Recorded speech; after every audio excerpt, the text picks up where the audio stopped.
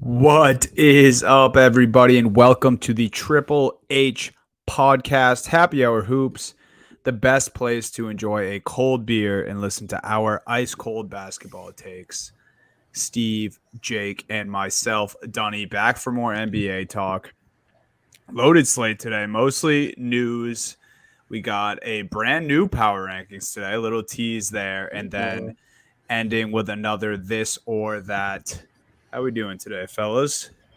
We're doing good, Dunny. We're doing good. I'm excited for this debut power ranking because we're talking about some teams that we haven't really talked about too much this year. Yeah, I'd be much happier if the Cavs pulled it out last night. But besides that, I hate losing to the Knicks. I think more than anybody. I really don't. I don't know if you guys know this. Yeah, I don't know if anybody likes the Knicks, but I'm like, if there's a team I have to pick out, it's not the Warriors. It's like the Knicks are just something about New York, just like a big anti-New York, whatever. But yeah, that was tough. Other than that, though, I'm great. Do you see how the Mavs lost last night too, Jake? Fourth quarter was doubled the whole I did. game. I watched. Now I actually, the Mavs have no answer. They have no idea. The only second of that game, I watched like the last 10 seconds of that game, which was also pretty ugly affair all around. There's like three guys face guarding Luka, and they're still trying to get him the ball. It's like, just give it to Dinwiddie. Let him try at least. That's pretty much how the Celtics lost last night too. Yep. They had too much pressure, bad turnover game. And Bam, I got to give credit where credit's due. Bam single-handedly won the Heat the game last night. He went off last night. Yeah. He went off last night. Bam has been looking the Heat now. I wanted to put him away, mark them for dead, everything, and they're back. And they're gonna guys. I'm sorry. Never count them out, man. This is me being as honest as I can be, and not just sad about the Cavs. The Cavs are gonna end up the 6th seed, and the Heat are gonna be the 4th seed. That's the way we're trending this way. The Cavs are going.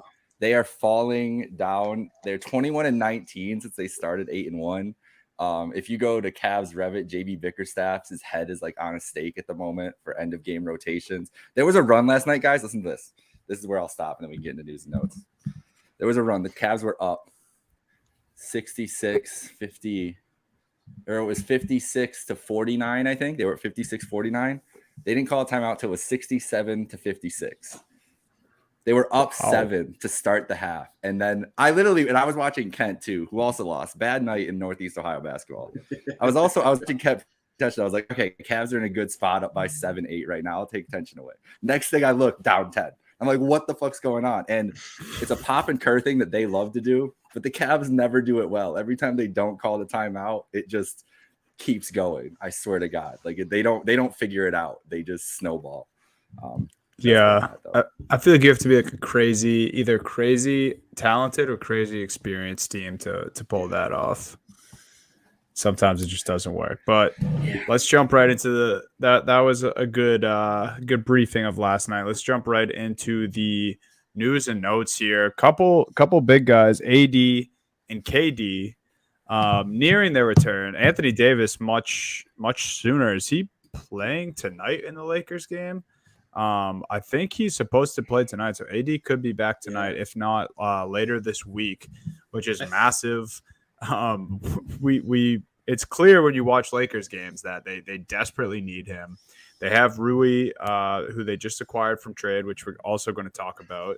But AD being back, I don't know. They're already in such a deficit, which is tough for them. But obviously, this is great news. I'm sure LeBron, his shoulders feel a lot better hearing this news.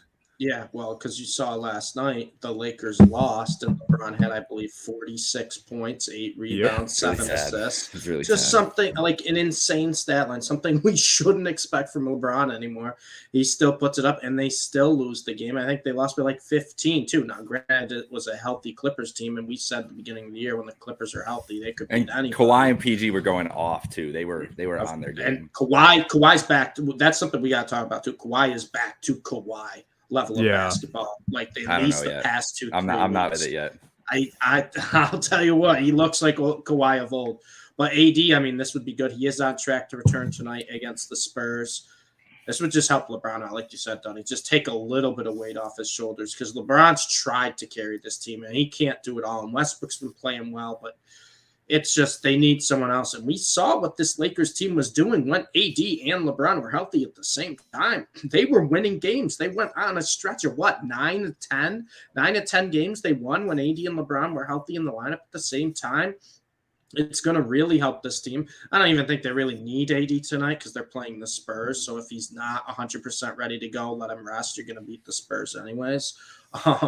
But it's a good sign for Lakers fans to at least have AD back because we were talking about this guy before he got hurt in the MVP conversation. He was putting up those type of gaudy numbers, and then in classic AD fashion, I wish it wasn't, but in classic AD fashion, he got hurt again. Every time we get really hyped up on AD, he gets hurt. So let's just see if he can stay healthy for more than 1 month, right? More than 1 month before he gets hurt again. Because when he's healthy, he's one of the best big men in basketball, and there's no denying that. So hopefully he's not rushed back. Hopefully he is 100% good to go tonight, and he can just stay healthy.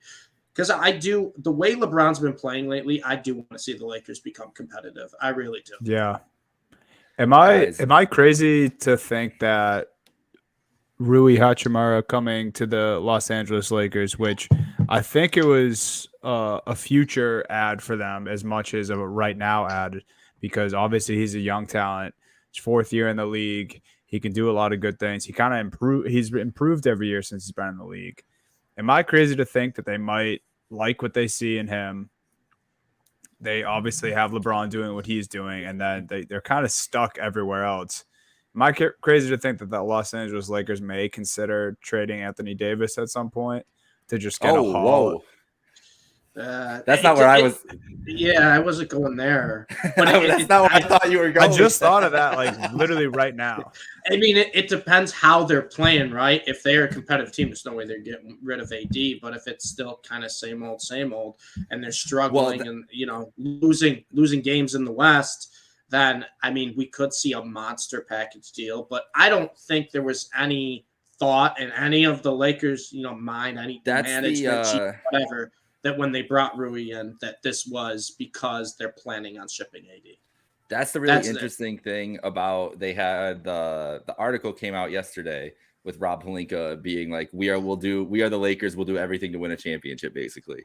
And it's like, okay, you said that. What does that mean though? Like that could mean that this team isn't going to win a championship right now and we're going to blow it up because that's our best chance to win a championship in 3 years. And when you're saying we'll do anything, does that mean right now? Or does that mean anything to win it, 3 years from now? Like, so he kind of left it open-ended. But with Rui, I honestly think it's kind of like I think it's might be the only move they make, maybe buyout market, but it kind of feels like a thread the needle move of what you're saying, like towards the future, a guy they could have as a building piece. But also, if Westbrook and Rui's best year so far, Hachimura, was with Westbrook on the Wizards. True. He was his most effective with Westbrook. So they're probably hoping that they can get something like that. And if Davis, by the way, is returning tonight, San Antonio. Davis, I think LeBron, Rui is debut as well. Yeah, he is debuting. Those three on a front line, Russ, and well, they can start figuring each other out. If they get a shooter in that 2 guard, whoever that shooter is, if it's Eric Gordon on a buyout, that like something like that. But even right now, like Reeves, Christie, like whoever can if somebody can hit a shot in that 2 guard position, that's not a bad starting 5. It's not great, but when you look at the West, they're 22 and 26. They're 13th place. The Pelicans, who are getting healthier, but are right now in 4th place at 26 and 22. That's only a 4-game difference between 13 and 4. If they get hot, if AD stays healthy for that month to the All-Star break right now, and they get hot like they were before, they could be in 5th place at the All-Star break before we're like, what the fuck? The Lakers, like, they're a lock for the playoffs now. So it's a great move, honestly. They stole him. I don't know what the Wizards were doing, to be honest. But also too, I think Rui, I don't want to say has been a disappointment so far for the Wizards, but I think it's one of those situations where I think a change of scenery is not only going to help the Lakers adding Rui, but I think it's going to help Rui as a player too. right? You go from the guys you're playing with on the Wizards to now playing with LeBron James. It's going to help you a lot. And Rui was someone who, when he came out of into the draft class out of Gonzaga, everyone was hyped about his high ceiling, right? Super high ceiling, athletic freak, could be a defensive monster. This is a guy too who, like, he had just one of the highest potentials from that draft class. It just never really got to that, and almost kind of feels a little forgotten at this point. When you said fourth year in the league, Dunny, it's crazy because in my head I'm almost like, oh, Rui's been in here for 8 years. It feels like, because we haven't really seen, Rui play at that type of potential that people thought. So we'll see. Maybe sometimes it just helps a change of scenery, and you could see a guy really take his game to the next level. We've seen this with countless amount of players. So maybe Rui's the next one. Yeah, and the Wizards, like they I think they're just bought into Kuzma, and they have a guy like Kristaps Porzingis. I just think they probably couldn't really make Rui work out for whatever reason. Or the front court. They're blowing it up completely, and this just the first of all the moves that are coming. Could be. Kuz gone, Beal gone eventually, Porzingis. I think that's what's happening. Or they really love Kendrick Nunn. Or they really love Kendrick Nunn. I think another part of our news and notes here about Bob Myers talking about leaving the Warriors, which feels like that story doesn't come out unless that dude's leaving the Warriors, to be like, true. I don't know. And they've had a crazy run, and there's some disagreement on what to do now. And I'm sure Joe Lacob's kind of tired of they're paying the most money ever for a roster this year. And right now they're 24-23 or 24-24. So it could be some huge changes coming down the line there, but the Wizards are one of those teams that are eyeing that situation. So that's what made me think, oh, maybe the Wizards just want to blow it all up and put somebody in charge with a vision for the future. But Bob Myers leaving the Warriors, like, do you think of that? This is like the first kind of hint that the Warriors the Draymond thing this year, I guess, was really the first bigger hint. Mm-hmm. But this is the first hint from an executive level of like big changes to the Warriors as we know them. Yeah, I think you said it in the first sentence when you brought this up. It just has to do with paying these guys. And I'm not sure if, like, between management and coaches, or coaches and ownership, or management and ownership, who wants to pay what players. But I'm guessing it comes down to that core three between Draymond, Klay, and Steph. Especially, the topic of conversation right now is definitely Draymond, because he's a free agent after this year. I believe that's correct. And we've already talked about how he wants a max contract. I'm willing to bet that either someone in management doesn't want to pay Draymond and ownership does, or vice versa. And there's a disconnect between that. And then I think it's just going to continue happening. Like what happens when they get to that point with Klay Thompson, who, other than recently, he has been balling. I'll give him his props, but we've seen at least a little bit of a decline from Klay. And I don't think we'll get there with Steph. I mean, I'm sure anyone in that organization is going to want to pay Steph Curry whatever he wants, but Steph's never going to decline. I mean, Steph at his worst is better Ray Allen, like at the end of his career. So that's incredible. But keep going. But I think it will just come down to that type of thing. Like, what guys you want to pay. Maybe ownership didn't want to give Jordan Poole that huge of a deal, because, I mean, that is, as good as he's been, there is times where Jordan Poole disappears and he's out of a game completely, and he's making oodles of money. A guy like Draymond Green, who can really disappear from a game sometimes, as valuable as he is when he's at his best, he does not deserve a max contract at his age and his skill level and how slow he moves now. So I would assume it has something to do with that. And like you said, Jake, I mean, they're already paying the most money in the league, and they don't really have much to show for it. Yeah, Stevie, any thoughts? I think Donnie kind of laid it out perfectly there. I just think there's a lot of guys that got to pay, and I don't think they're agreeing on who they should pay. And I also think, too, the Warriors are in that weird situation right now where it's like, okay, you have the core, you have the players to be a win now type of team, but that's a quick couple years win now, and then that window's closed, and you're kind of screwed for the next 5-6 years. Or you can try to help yourself out for the future a little bit. And I think there's just a lot of disagreements going on right now, because I'll be honest with you guys, I don't really know what the Warriors should do. I look at this team and I go, I think this roster is good enough to make another deep run again. Obviously, they have the coach. Obviously, they have the star power and they have the depth. But then I look at this team some nights and I'm like, this is a team that I think they've peaked. And it's just going to slowly continue to decline, right? So when you're in the middle like that, you're just going to have a ton of different people with different opinions on everything. And sometimes it's best to just say, all right, I'm walking away. I can't deal with this anymore. So let me give you some. Let me give you guys both some scenarios on why I think that you might be right, that it might have peaked at where we're at here, and why, like, more and more as the season goes on. Let's look at Jonathan Kuminga. Let's put him up against, say, Desmond Bane. Who would you rather have right now? No, I mean, come on, Jake. Come on. Desmond Bane. Who would you rather? Would you rather have Zaire Williams? Would you rather have Zaire Williams or Jonathan Kuminga? That one's closer. I'd probably rather Brandon Clark. Brandon Clark. These are guys who all are effective and who, like, the Warriors, think of how highly of a pick Kuminga was. I didn't even bring up Wiseman because it's not even a fair conversation. Yeah, would you rather have Steve Adams or James Wiseman? Like, it's like Steve it's not Adams. Even close. And think of that's Memphis. I could go through all these top teams. You look at them, where they've spent their capital has just ended up better than the Warriors. So it's like, yeah, maybe they should blow it up, but are these young guys even ready to do it? And then you might just, like, be the worst and have no plan for the future. And you just traded Steph Curry, your best player, for what? I think Curry, if this Warriors, ship sinks, Curry is going to be going. He's down in with it. Los Angeles with LeBron. Nah, you want them. It's not happening. But what if Bob Myers goes to the Lakers? Well, I'm just saying. No, Curry. I think Curry's a Warrior for life. I mean, we'll see. But I think your point too, though, Jake, is they just don't have confidence in any of these young guys. Really, outside of Poole, there's really not much confidence there. There's some guys who've been playing well, like Lamb was playing well for short spurts. They like Kuminga, but Kuminga's been super inconsistent. Moses Moody kind of been disappointing so far. We don't even want. I don't even want to bring up James Wiseman anymore until I allow to bring him up, because it's just a sad story right now. I think we all were wrong about him, but they just have a lot of these guys that there's just not much confidence in.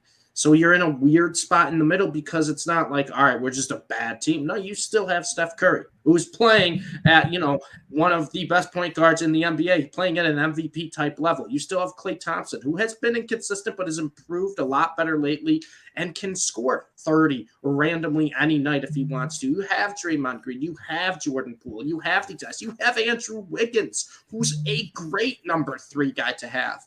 But at the same time, too, you're kind of stuck in the middle where you're like, okay, are we good enough to win it all again? Or is it just go rebuild for the future and we still got to pay all these guys? And then you're looking at your young core of what the rebuild would be. And you're like, is that really the core we want to rebuild with?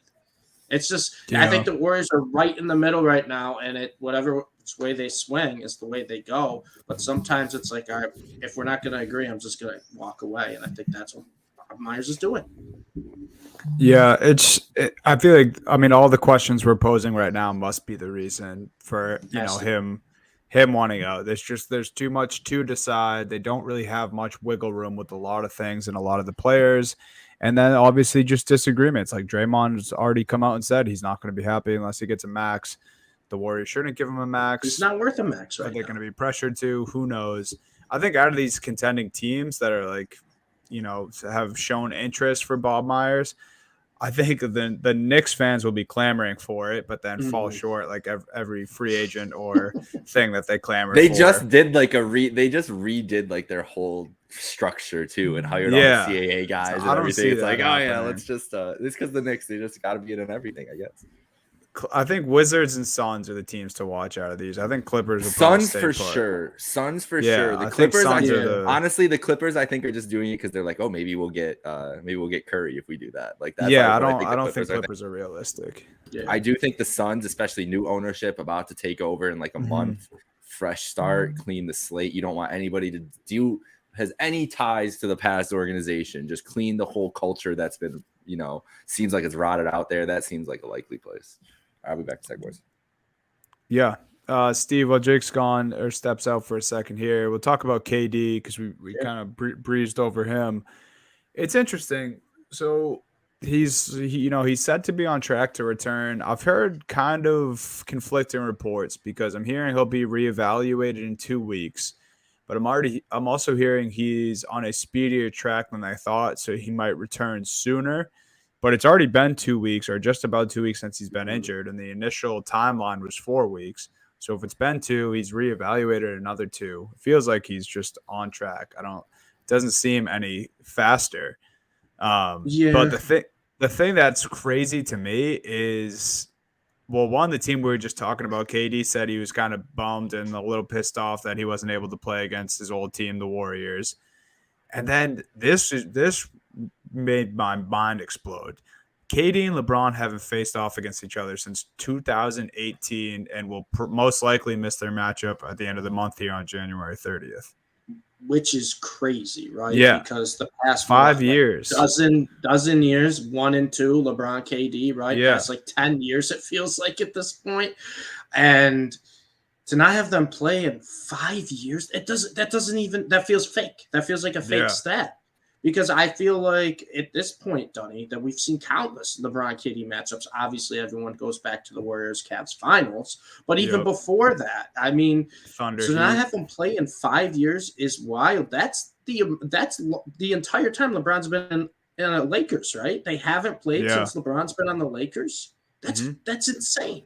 That's like insanity. But with KD, I mean, I guess no news is good news, right? So he's on track, reevaluated in 2 weeks is what they were expecting anyways. So I guess no news is good news. That's good for Brooklyn Nets fans because their team without KD is not very good. But it looks like KD's going to mess. You don't want to watch the Kyrie show? Not really, no. Do you want to watch the Kyrie show? Because I don't want to watch the Kyrie show. I have actively avoided watching the Brooklyn Nets since KD went out. Like, actively avoided. Like, tonight, great ESPN game, Philly, Brooklyn, or should be great. And I will be waiting till 8 o'clock to watch Milwaukee and Denver instead because fuck watching Kyrie and Harden all night on national TV. What are they doing to us? What are we talking about here?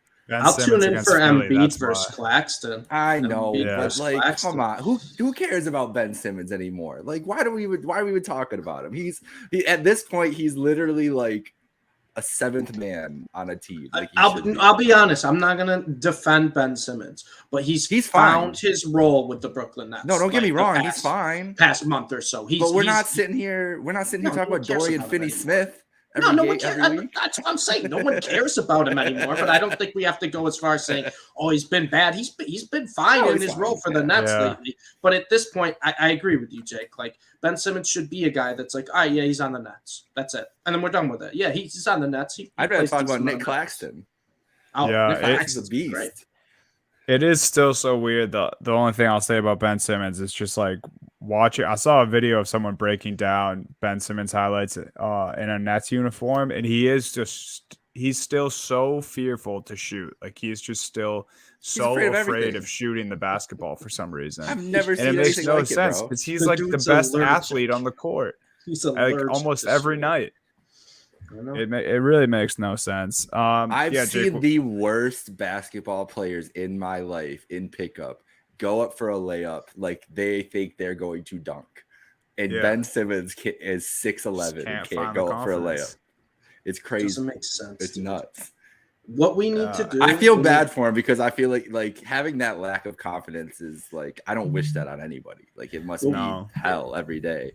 We got to hypnotize Ben Simmons, get him in a room, give him the VR, give him the VR, hypnotize him, and watch him have him play as himself in 2K because that guy's a cheat code. He's one of the most broken players in 2K. Get Ben Simmons to be like, oh, that's what I could be. And then he's done. He's unhypnotized. And that next thing you know, he's back to what people thought Ben Simmons could. I won a title with Ben Simmons after he was a rookie, like 3 years in with the Toronto Raptors, and I'll never forget that season. So that's honestly why I loved Ben Simmons, but I can't do it anymore. I think he needs to get in. I like where your head's at, Steve. I think he needs to get in with our boy Aaron Rodgers and just go on one of those nice trips in the summer. Yeah. And just find himself. Trip. Find his himself mind deeply. again, right? Yes. And then he comes back and like all of a sudden just logo threes every game. Yeah. And you're just like, he just what has happened? A strap after the ayahuasca. And Aaron Rodgers just sitting courtside. He retires and that's what he becomes, is just Ben Simmons' life coach, and he just that's a 30 for 30. Sign me up for that 30 for 30. That is Ben Simmons develops a 3. That would just be the biggest. Just it would that be the pairing best of athletes is crazy. That is a clashing pair of athletes. Just could not be more opposite. And once again, we just broke our own rule about talking about Ben Simmons. Yeah, I know. I wasn't even going to say his name the rest of the year. God. But yeah, we got very sidetracked there. But what we're talking about is Kevin Durant. Hopefully, he's back soon. I really hope it's not extended and he's able to play in the All-Star weekend, because that's going to be great. But we'll see with KD. Obviously, Nets fans hoping he's back ASAP. It would have been awesome if he was in the game tonight. You had the whole Kyrie, KD, and Harden drama. Throw Embiid, Simmons into the mix. It would have been awesome. Still probably be a decent game. Last bit of news here. The little WNBA talk to end the news and notes.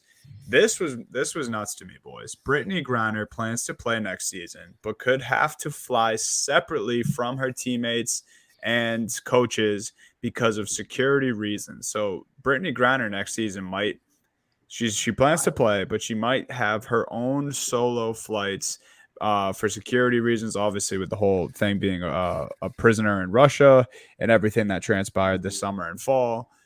So yeah, that's that headline when I saw that was just absolutely bonkers, because not to get too deep into it, but it is kind of, one of the biggest issues about the WNBA is their funding, and that's, things that the players clamor about all the time, is that they want to have better travel and this and that. So that for them to have to spend more money to put Brittany Griner on separate flights, it just seems like controversy waiting to happen. So yeah, I mean, that is definitely the most unique WNBA story probably that's ever surfaced, and like we've obviously never seen this with any professional athlete before, having to travel separately. Right. And out of it, Breanna Stewart's the biggest free agent in WNBA right now. She's getting courted by Seattle, Minnesota, New York, and there's somebody else in there. But anyways, one of the biggest things she's asking for now is through her NILs and everything that she can make money from and everything. She's like, I want charter travel for myself, and in that charter travel for myself, actually be able to bring all my teammates with me and stuff too.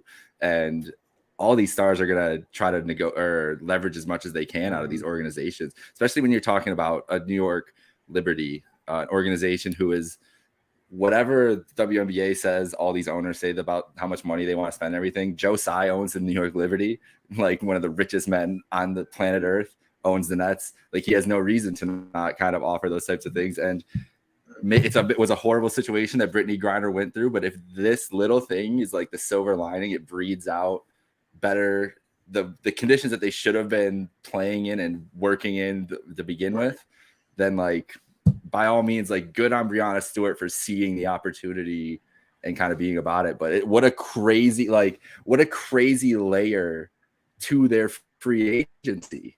Because what kind of fucking league are you worrying about that in free agency? And it really could change. Like, the Liberty might not be the perfect place for her, but it could just be a situation where like they're just gonna give me what I want. Like, I kind of got to do it, right?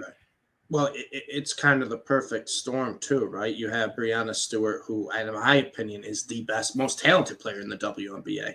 I mean, this is like last year, but Breanna Stewart, I think, is the most talented player. She has a chance basically to become the face of the league and to have to, push for something like this. I was going to say, I think this is their biggest, this is the biggest WNBA free agent race, I think, they've had before. I think Candace Parker was close a couple years ago. The Mystics are the other team involved in that too. Okay, so that wouldn't be a bad pairing there either. But it feels like it's like she is the biggest superstar to be on the market like this and realize that. So keep going.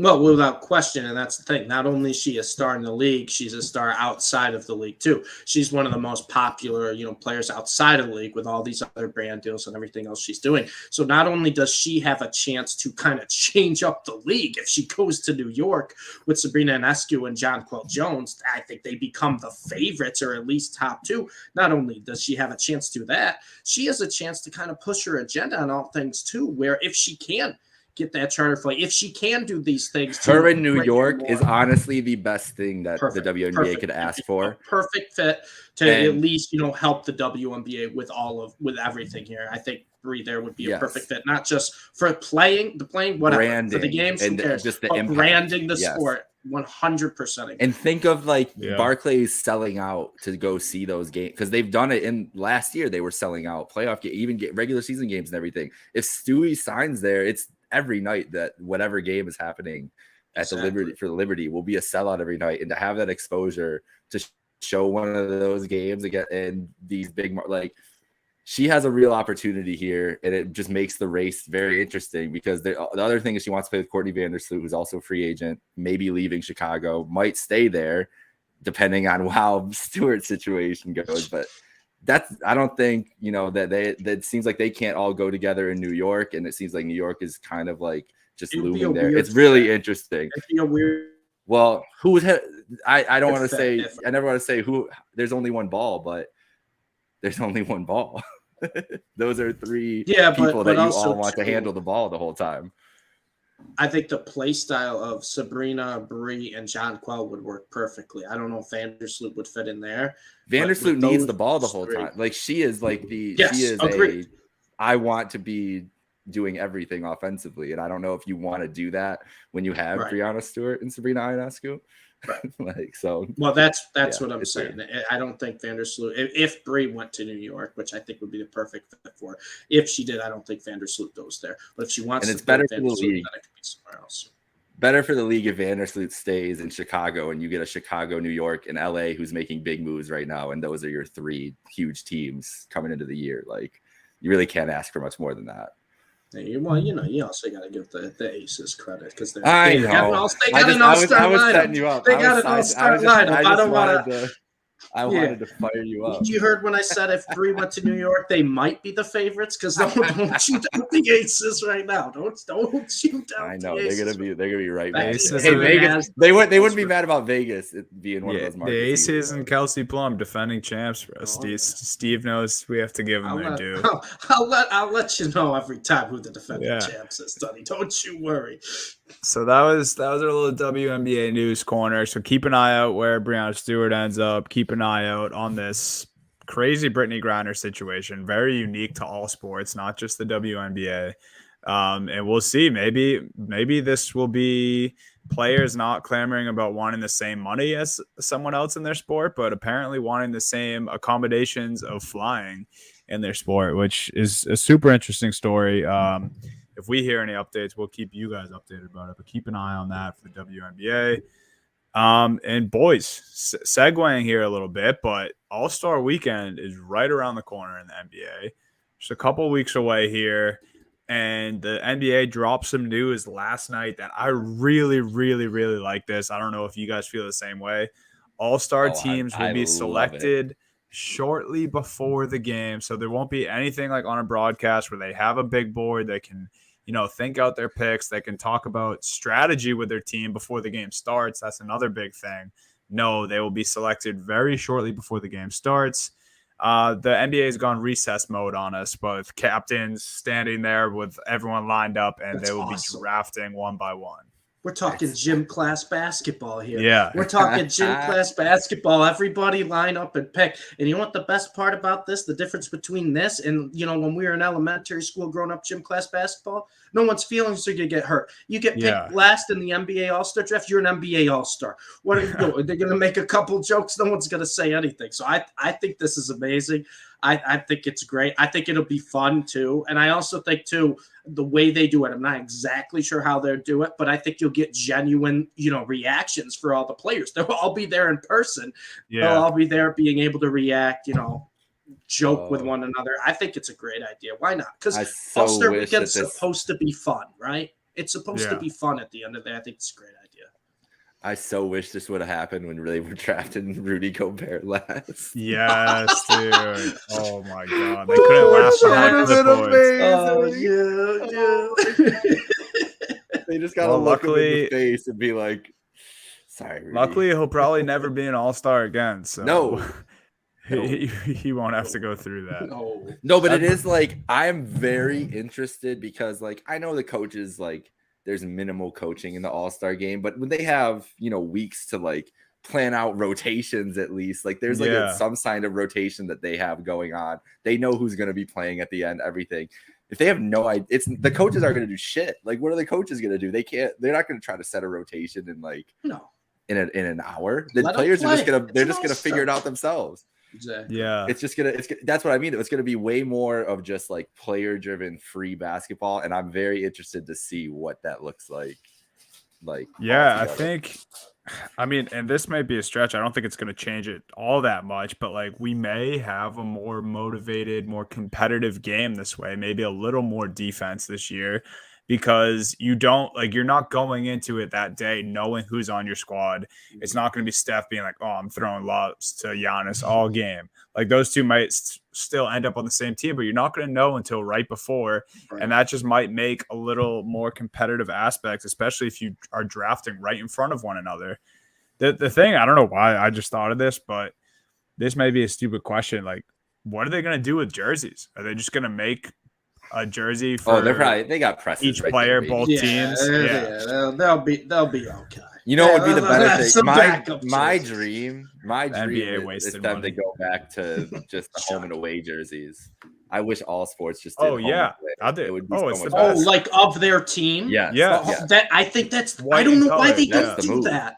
Why don't you do that? It looks so cool. I don't understand. Yeah, it looked great. And then every year we have, there's always a group of people or someone disappointed in the way the jerseys look. It's like, this is a simple fix. Everyone wear their whites or their darks. Yeah.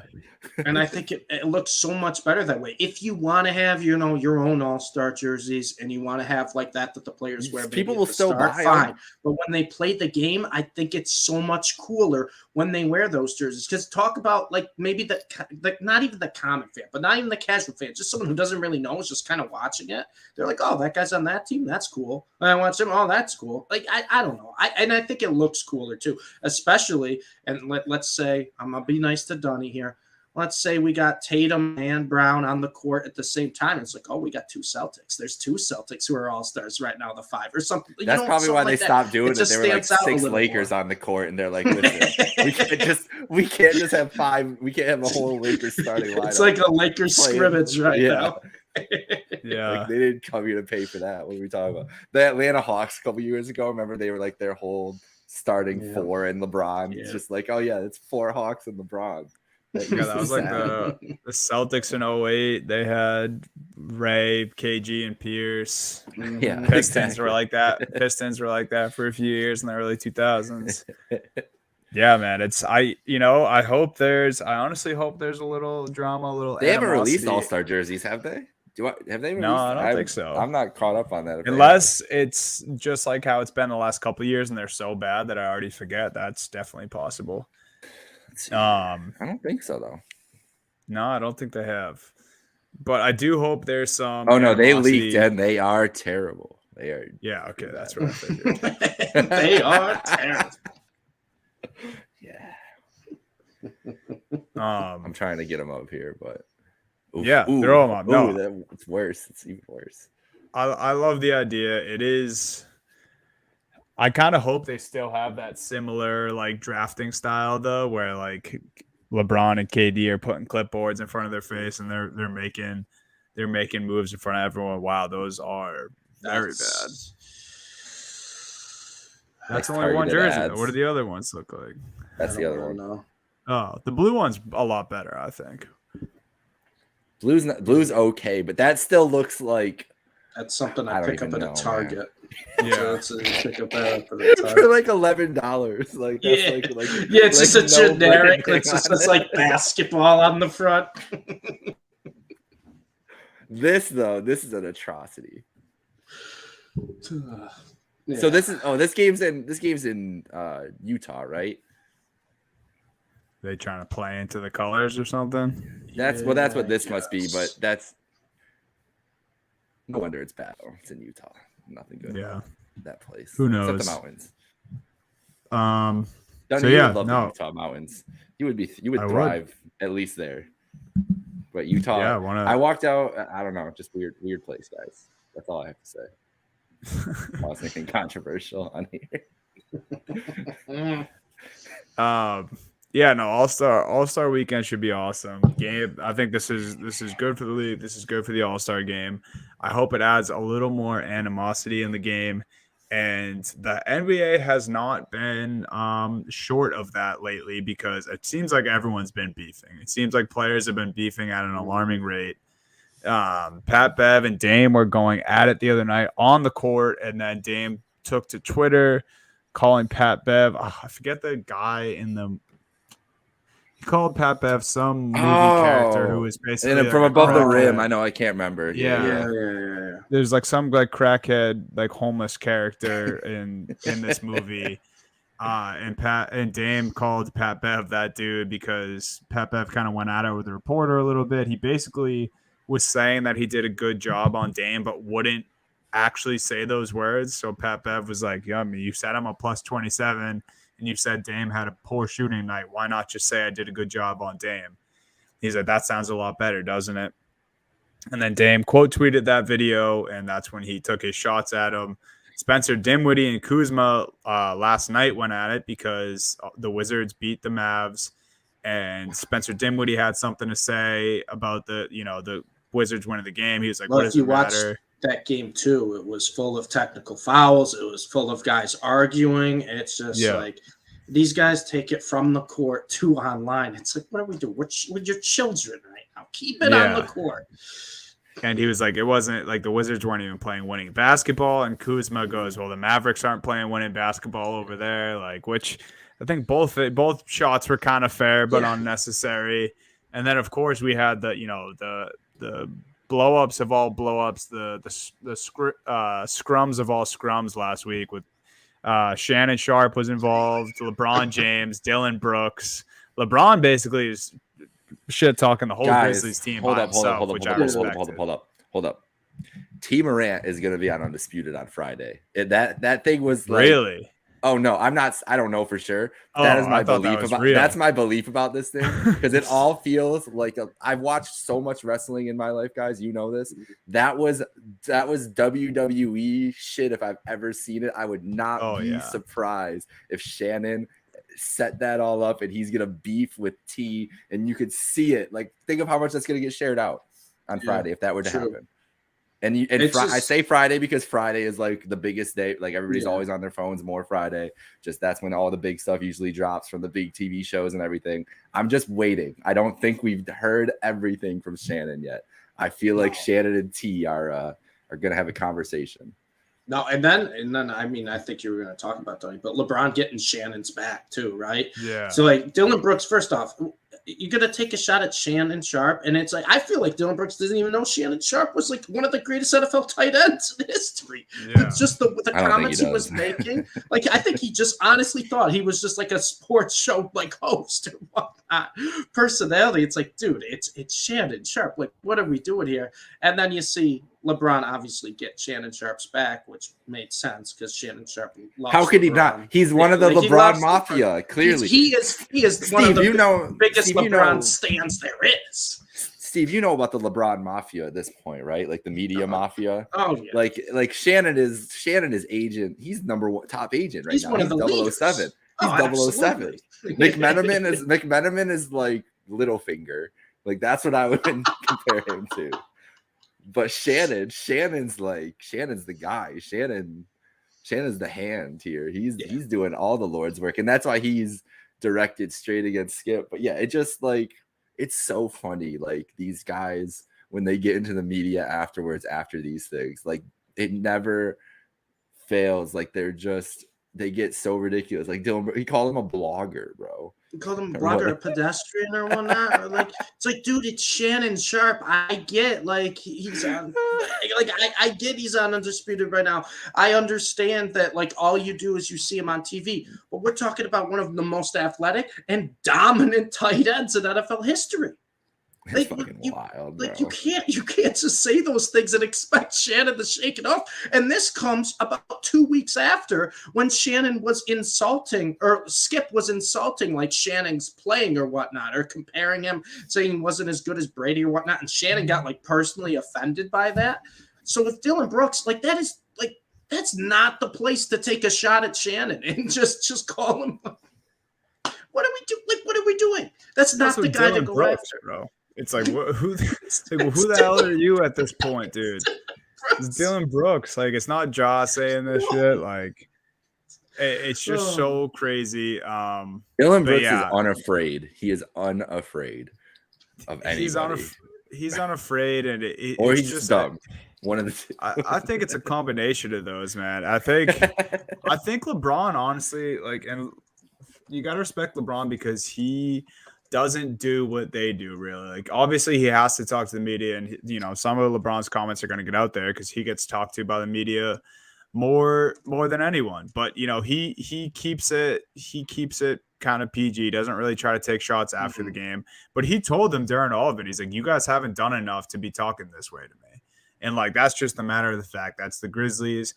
Draymond and Klay Thompson kind of say the same thing about the Grizzlies. So it might be that the Grizzlies are just getting a little too big for their britches. But with that said, let's get into the Wemby rankings here real quick.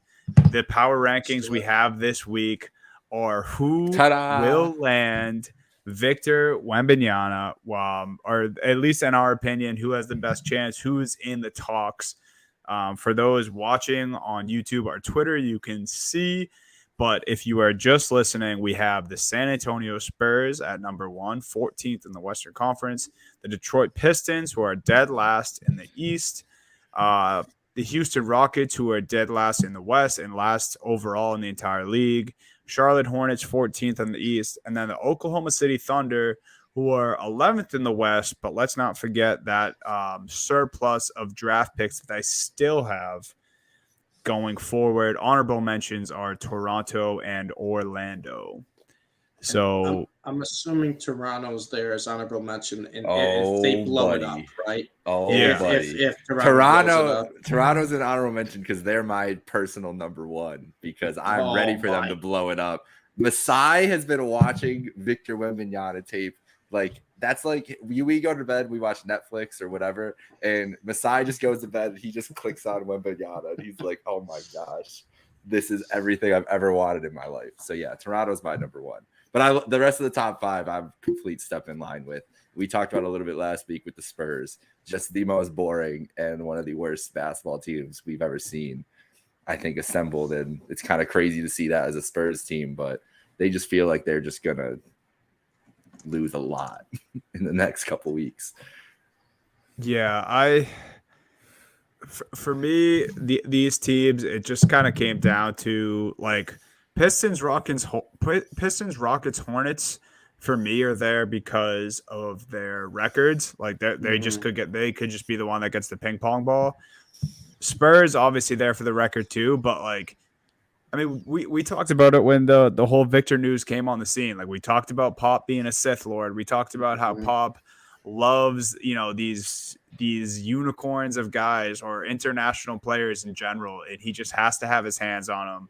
And Pop's had, you know, just to put it straight up, like Pop's had shit teams pretty much since his, you know, golden era washed away. And, you know, what better way to rejuvenate Pop and the San Antonio Spurs than getting an alien type player like Victor Wembanyama. So I like them there. And I can't help but think that the Thunder might just look at what they have in SGA and Chet coming back, move some other pieces around and just trade their bulk of picks. It's like, when else to use all of those? Like, you're not going to just continuously draft with all those picks that you have. I think they have 4. And they also have roster spots if you want. They have their own. They have their turn own it into this year. something. And They have someone their own else this year and the Clippers this year. They have the And then they have Clippers next 4 year, next their year. own Houston's next year, and Utah's next year. Yeah. I think Damn. that Houston next year Damn. is like the most valuable, one of the most valuable chips in the league. Houston's going And to be then in horrible again next year, 2025, most likely. 2025, they have 3 firsts, 3 seconds. And then in 2026, they have 3 firsts. Yeah. So yeah, you could definitely see a crazy package. What if they could just send like imagine 8 that? first-round picks? Wouldn't you take 8 first-round picks for number one? No, 9, 10? Yeah, I would. I think that's a little crazy, but I don't think they'd offer that. Well, Rudy Gobert went for 4. Let's not forget. No, Yes, I how know. much good? So Wembenyama should get 25 at that point. Man, Yeah. so- But Oh. my thing is, and this is, I don't think they would ever do this. But do you think they would ever include Chet in any type of package if you're the Thunder? If they had to get to that one, I would. Do you think Wouldn't Chet you? is a piece? Wouldn't you? I don't know. I think I would. I like Chet a lot. If you could get Chet and a couple things in, I could see the Thunder pulling that trigger. I but feel like it's something- every I don't team, know. I don't team know. dealing with the Thunder is gonna ask for Chet too, though. Like they're 100%. gonna make it difficult and be like, "We're not letting you get Chet and that guy." Like, Chet the or league's not Josh gonna Giddey, want I'm it. sure. Yeah, Oh, exactly. I think as the way they get rid of Giddey. I would right? trade Chet. I would trade Chet. And I would that really has nothing trade to do Chet with before Giddey. I would that trade has Chet nothing to before do with the Giddey, injury. but I That would has do nothing to do whatever with the I could to injury. hold on to When- Chet. Yeah. But if it's between Wembanyama and Chet, it's not like I love Chet, but it's not a competition from what we've seen so far, at least. All right. Before we wrap up, No, who that's fair. on this list of 5 and the honorable mention teams, who do you guys like just want to see him get Kevin traded Porter to? Jr., Jalen Green, Jabari Smith, Victor Wembanyama, Alfred Yeah. Sengun. That's all I want to see. That's all I want to see. Anybody- And I don't even care if they win 20 games the next year. It would be the greatest league pass team in NBA history. I just want to see that offense because they would score probably 130 and give up 135. And I just want to see that for a year. And then they can figure out everything else, maybe trade some guys, get some pieces that fit better. But give me that starting 5. That's all. That's all I got.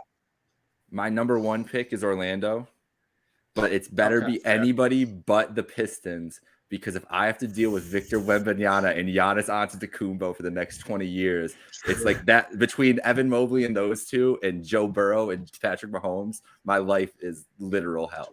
Pistons are in a please, good spot. anybody too. but They're in the a good Pistons. spot to get They're in a with great Cade out for spot. the year, and then Great Cade spot. comes back next year. If they with have Wemby. Cade, Jaden Ivey, and the worst part is I love all. I don't really know a lot about Wembanyama, but I love Cade and love Ivy and hate the Pistons. Yes. It's already the worst part. If they get Wembanyama, guys, I don't know. I just don't know. All right, my pick would be the Spurs, and just put it real quick. I don't want to see him fall into a perfect situation. I don't want to see him fall into the Thunder where he already has Giddey and SGA. I don't want to see him go to the Rockets where he already has extreme guard play and some other good pieces around him. I want to see him go to the Spurs with Pop and kind of have his own like LeBron era. I want to see him be on a bad team and see how good Victor Wembanyama actually is. I want to see him have his own team right from the jump, and I want to put this best prospect ever to the test. I would like to see him in San Antonio alone and see how he fares. But with that said, we are signing off as Happy Hour Hoops. Go follow us at Happy Hour Hoops 1 on all social. Subscribe to the YouTube. We go live there if you're not watching us or listening to us there. Follow Trainwreck Sports. Follow all 3 of us. Have a good night, everyone, and enjoy some NBA tonight. See you guys.